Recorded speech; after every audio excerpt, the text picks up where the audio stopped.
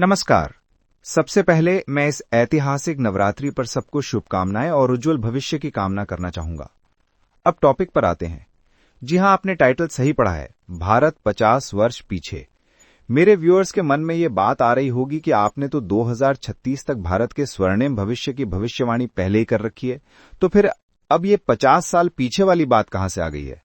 तो मैं कहना चाहता हूं कि पीछे जाने से हालांकि हर कोई घबराता है, परंतु कभी कभी पीछे जाने के कुछ फायदे भी होते हैं। 50 साल पीछे जाने का मतलब ये नहीं है कि हमें दोबारा खटारा बसों या ट्रेनों में बैठना पड़ेगा या हमारी रंगीन टीवी और कंप्यूटर दोबारा ब्लैक एंड व्हाइट हो जाएंगे। यहां 50 साल पीछे जाने का अभिप्राय निकट भविष्य में सामाजिक जीवन के ताने बानों पर पड़ने वाले असर से है। जैसे कि जो प्रेम और अपनेपन की भावना परिवारों और पड़ोसियों में पहले दिखाई देती थी, उसकी झलक अब दोबारा देखने को मिल सकती है। त्योहारों पर जो हर्षोल्लास हर घर में छा जाता था, वैसा माहौल पुनः आने की संभावना बन रही है। वैश्विक बाजारों में मंदी के कारण सोना सस्ता हो सकता है। महिलाएं एक बार फिर सोना खरीदने के लिए लालायित हो सकती हैं। तलाक, सेपरेशन और लिव इन रिलेशनशिप आदि में भारी गिरावट आने के संकेत हैं। समाज से अश्लीलता बहुत हद तक गायब हो जाने की भी आशा है। भारत में जन्म दर पिछले कई दशकों का रिकॉर्ड तोड़ सकती है। संतान प्राप्ति की देर से आस लगाए कई दंपतियों को खुशखबरी मिलना संभव है।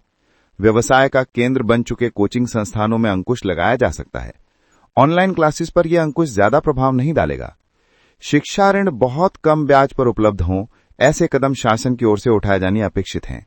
योग्य शिक्षकों को आगे लाने में सरकार पूरी मदद करेगी। आतंकवादी सोच और मानसिकता में अकल्पनीय गिरावट देखने को मिल सकती है। शैतानियत को इंसानियत से प्रेम हो सकता है।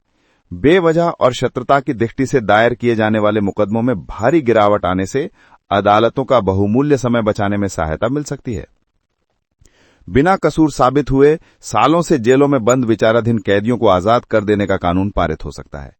एडवोकेट फ्रेटर्निटी अब झूठे केस लेने से कन्नी काटेगी। कारण कुछ भी हो सकता है। तो कैसा लग रहा है 50 साल पीछे जाने का सफर? न्यायपालिका में एआई का उपयोग अहम भूमिका निभा सकता है, जिससे लंबित केसों की संख्या में तेजी से कमी देखने को मिल सकती है। प्रधानमंत्री का नारा स्वदेशी बनिए, स्वदेशी अपनाइए अब सिर्फ एक नारा ही नहीं रहेगा। महादेव का जयकारा भारत के कोने कोने में गूंजेगा और यह सब प्रारंभ होने में कुछ ही दिन शेष हैं। भारतीय कला, शिक्षा और संस्कृति से जुड़ी हर विधा के पुनर्जन्म के पूरे संकेत हैं। जिन सनातनियों ने विभिन्न धर्मों को मजबूरी या गरीबी के कारण अपना लिया था, वे अब तेजी से घर वापसी करेंगे। फास्ट फूड और जंक फूड से युवा दूर होने लगेंगे। लोगों के स्वाद में परिवर्तन आ जाएगा।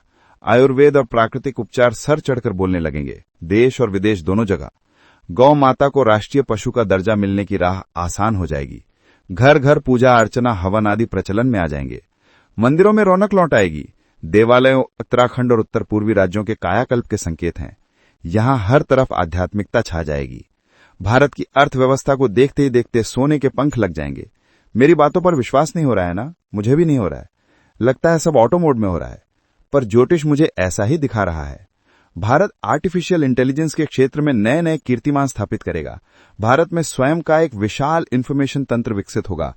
विदेशी तंत्रों पर निर्भरता अंतिम सांसें लेने लगेगी। भुला दिए गए महान भारतीय नायकों और नेत्रियों को राजकीय सम्मान प्राप्त होगा।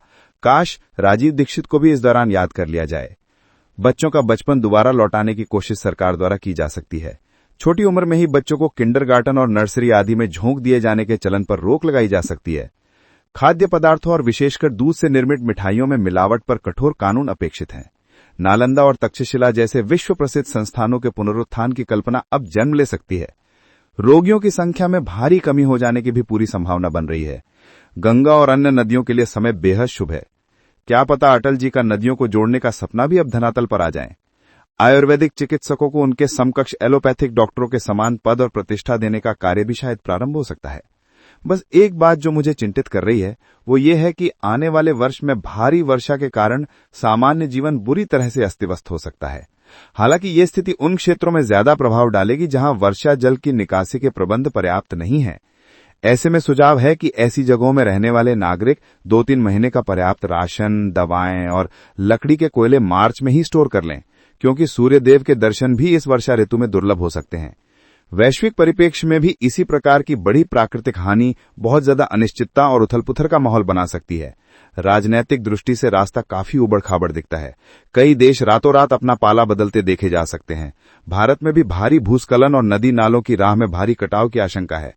जल प्रवाह के नजदीक रहने वालों को सुझाव है कि इस वर्षा ऋतु में वे इन स्थानों में ना रहें, ना ही यहां अपना कोई कीमती सामान छोड़ें।